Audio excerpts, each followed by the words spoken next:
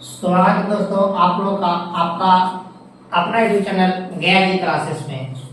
आज फिर से हम लोग 10th का जो रसायन विज्ञान का टॉपिक चालू किया है अम्ल भस्म लवण केमिस्ट्री में। तो पिछले वीडियो में हम लोग लवण पढ़ चुके हैं। जो पिछला वीडियो नहीं पढ़े हैं वो चैनल पे जाकर के पिछला वीडियो पढ़े। आज हम लोग भस्म के बारे में पढ़ेंगे। चलिए आइए, भस्म किसे कहते हैं? तो कहता है कि वह पदार्थ, क्या कहता है? वह पदार्थ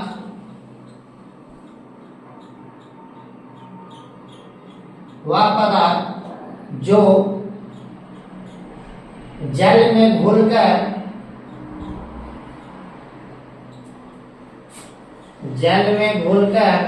OH आयन प्रदान करता है,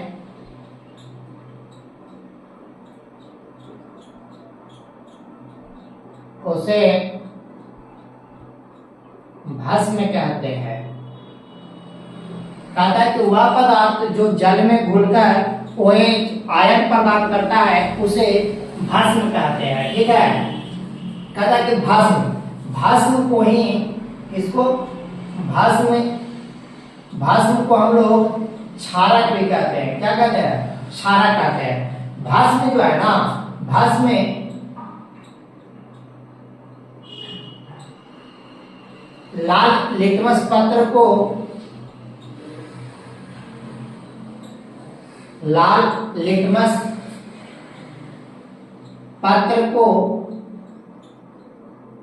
नीला कर देता है। क्या कर देता है? नीला कर देता है। ठीक है, भस्म जो है वो क्या करता है?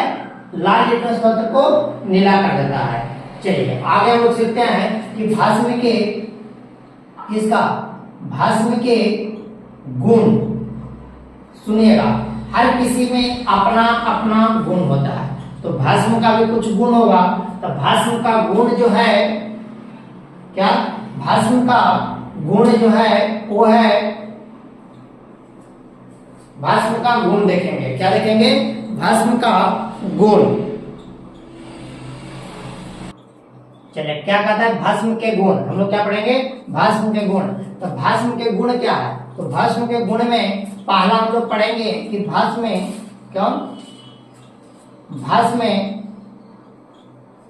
स्वाद में कड़वा या तीखा होता है। क्या होता है? कड़वा या तीखा होता है। ठीक है। दूसरा भस्म का गुण है कि भस्म में लाल लिटमस पत्र को नीला कर देता है। क्या कर देता है? नीला कर देता है। तीसरा इसका गुण है कि भस्म जल में घुलकर OH आयन देता है। क्या देता है? OH आयन देता है। चौथा इसका गुण है कि भस्म का pH मान 7 से अधिक होता है। भस्म का pH मान 7 से अधिक होता है। पांचवा इसका गुण है कि भस्म मेथिल ऑरेंज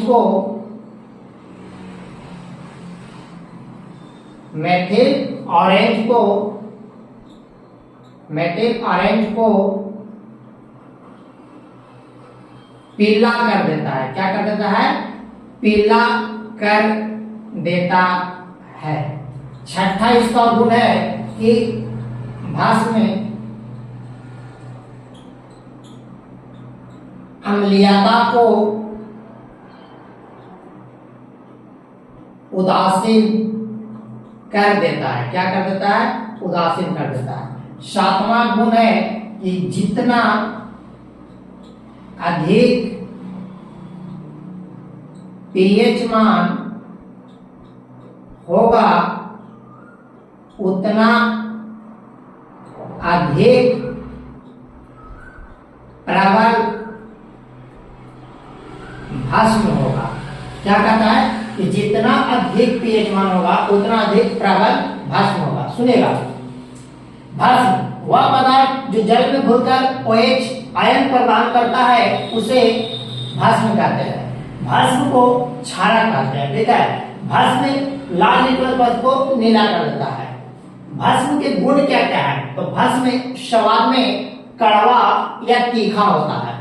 भस्म लाल लिटमस पत्र को नीला कर देता है। भस्म जल में घुलकर OH आयन देता है। भस्म का पीएच मान 7 से अधिक होता है। भस्म मेथिल ऑरेंज को पीला कर देता है। भस्म अम्लीयता को उदासीन कर देता है।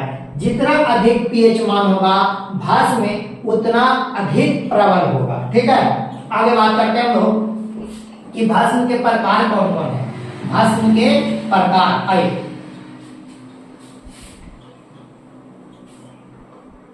क्या कहता है भस्म के प्रकार। भस्म के प्रकार, भस्म के कितने प्रकार है? तो भस्म के 2 प्रकार है। पहला है प्रबल भस्म, प्रबल भस्म। दूसरा है दुर्बल भस्म। कौन सा? दुर्बल भस्म। प्रबल भस्म और दुर्बल भस्म। तो प्रबल भस्म किसे कहते हैं? प्रबल भस्म किसे कहते हैं? प्रबल भस्म। तो सुनिएगा, कहता है कि प्रबल भस्म और दुर्बल भस्म कितने प्रकार का होगा? 2 प्रकार के। कहता है कि वह भस्म जो जल में पूर्णतः घुलकर OH आयन देता है, OH आयन देता है, उसे प्रबल भस्म कहते हैं। एग्जाम्पल में क्या क्या हो जाएगा सर? तो एग्जाम्पल हो जाएगा KOH और NaOH। ठीक है, 2 कहता है कि वह भस्म जो जल में पूर्णतः घुल करके OH आयन प्रदान करेगा उसे प्रबल भस्म कहेंगे। प्रबल भस्म का एग्जाम्पल KOH कास्टिक सोडा और NaOH होता है। ठीक है, अगला है सर कि दुर्बल भस्म किसको कहेंगे सर? दुर्बल भस्म किसे कहते हैं? सुनिएगा, दुर्बल भस्म कहता है कि वह भस्म जो जल में आंशिक रूप से घोलकर OH आयन देता है, OH आयन देता है, OH आयन देता है, OH आयन देता है, उसे दुर्बल भस्म कहते हैं। कहते हैं कि वह भस्म जो जल में आंशिक रूप से घुल, पूर्ण रूप से नहीं, आंशिक रूप से घुल करके OH आयन देता है उसे दुर्बल भस्म कहते हैं। एग्जाम्पल में कौन हो जाएगा?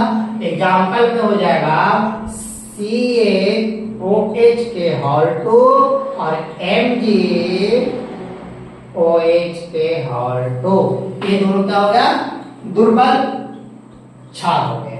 ठीक है, आगे सुनिएगा। आगे आप लोग आते हैं, चलिए इसको मिटाते हैं। चलिए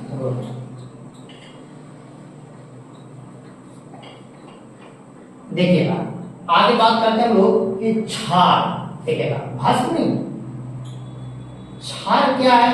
तो कहता है कि जल में क्या कहता है? जल में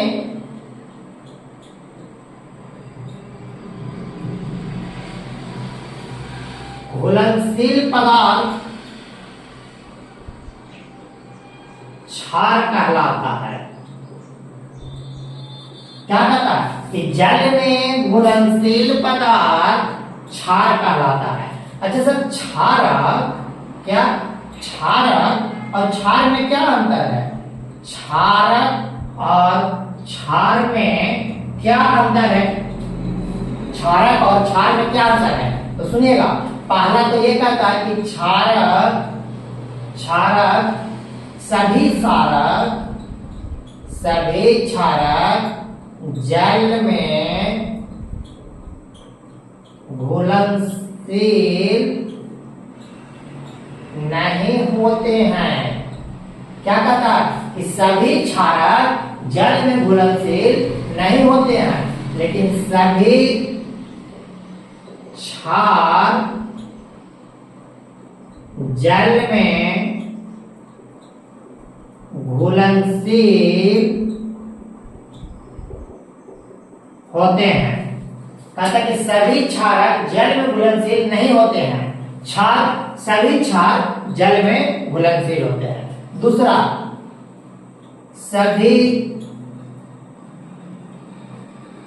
क्षारक क्षार नहीं होते हैं, सभी क्षारक क्षार नहीं होते हैं, लेकिन सभी क्षार क्षारक होते हैं। सभी क्षार क्षारक होते हैं। एक पूरा टॉपिक क्षार आप लोग समझ लेंगे। हम लोग छोटे छोटा वीडियो में ही करते चलेंगे। पिछला पार्ट 1 में हम लोग आप देखे थे, इस पार्ट में हम लोग भस्म देखे हैं और अगला पार्ट में हम लोग लवण देखेंगे। तो इसी प्रकार चैनल से जुड़े रहें और चैनल को सब्सक्राइब, लाइक और शेयर करें और अपने मित्र को भी इस चैनल से जोड़े। ठीक है, पूरा का पूरा बहुत ही बेहतरीन कंटेंट और बहुत ही अच्छा तरीके से आप लोग को पूरा का पूरा सिलेबस, पूरा का पूरा चैप्टर तैयारी कराया जाएगा। धन्यवाद।